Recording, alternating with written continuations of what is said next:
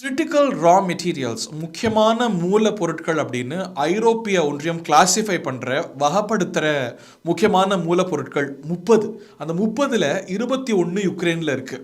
இன்னொரு கணக்கு உலகத்தில் இருக்கக்கூடிய மொத்த ரா மெட்டீரியல்ஸில் 5% ஒரு சின்ன நாடான யுக்ரைனில் மட்டுமே குவிந்து கிடக்கு. செல்ஃபோன், கணினி, மருத்துவ உபகரணங்கள், மின்சார கார்கள், இராணுவ உபகரணங்கள், ஏவுகணைகள் தயாரிக்கிறதுக்கான கனிமங்கள் இவையெல்லாம் யுக்ரைனில் கொட்டி கிடக்கு.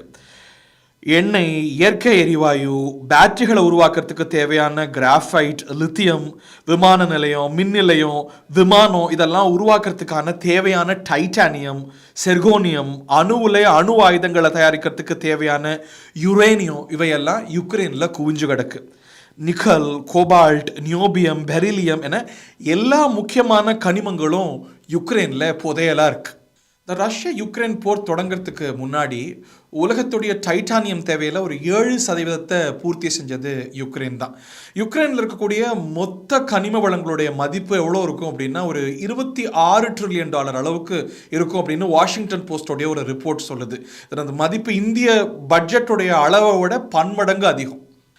இப்போதைக்கு உலகத்தில் அரிய வகை கனிமங்களை சப்ளை செய்கிறதுல முதல் இடத்துல இருக்கிறது பெரிய நாடான சைனா தான். அதாவது உலக தேவையில் 60% சைனாவிலேருந்து தான் வருது.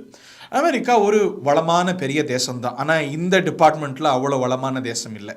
இந்த ரேர் எர்த் மினரல்ஸ் எல்லாம் பெரும்பாலும் 80% இறக்குமதி தான் செய்யுது.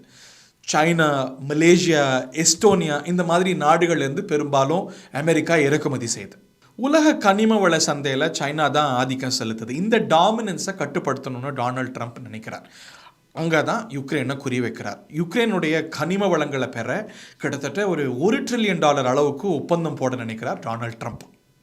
ட்ரம்ப் ஒரு கணக்கு சொல்ல ஆரம்பித்தார். $500 பில்லியன் அளவுக்கான கனிம வளங்களை யுக்ரைன் எங்களுக்கு எழுதி தரணும், அதுதான் அவங்க பிரதி உபகாரமாக செய்யக்கூடியது அப்படின்னு சொல்லவே, என்னங்க கொடுத்ததை விட ஜாஸ்தியாக கேட்குறீங்க, எங்கள் நாட்டையெல்லாம் உங்கள்கிட்ட விற்க முடியாதுங்க அப்படின்னு புலம்ப ஆரம்பித்தார். நொந்து கொண்டார் ஜெலன்ஸ்கி. ட்ரம்ப் கணக்கு என்னென்னா, அமெரிக்க உந்துதலில் ஐரோப்பிய ஒன்றியம் யுக்ரைனுக்கு கொடுத்த கடன், அமெரிக்க உதவி இதெல்லாம் கணக்கு போட்டு பார்த்தா ஒரு $350 பில்லியன் வருது. ரவுண்டாக அந்த வட்டி மீட்டர் வட்டின்னு ஒரு கந்து வட்டிக்காரர் போல் ஒரு $500 பில்லியன் கணக்கை சொல்ல ஆரம்பிச்சிருக்கிறார் டொனால்ட் ட்ரம்ப். டொனால்ட் ட்ரம்ப் சொல்லக்கூடிய கணக்கை அமெரிக்க அரசுடைய தரவுகள் சொல்லுதான்னா இல்லை. ஒரு $183 பில்லியன் அளவுக்கு அமெரிக்க உதவிகள் யுக்ரைனுக்கு போயிருக்கலாம் அப்படின்னு அமெரிக்க அரசுடைய தரவுகள் சொல்லுது.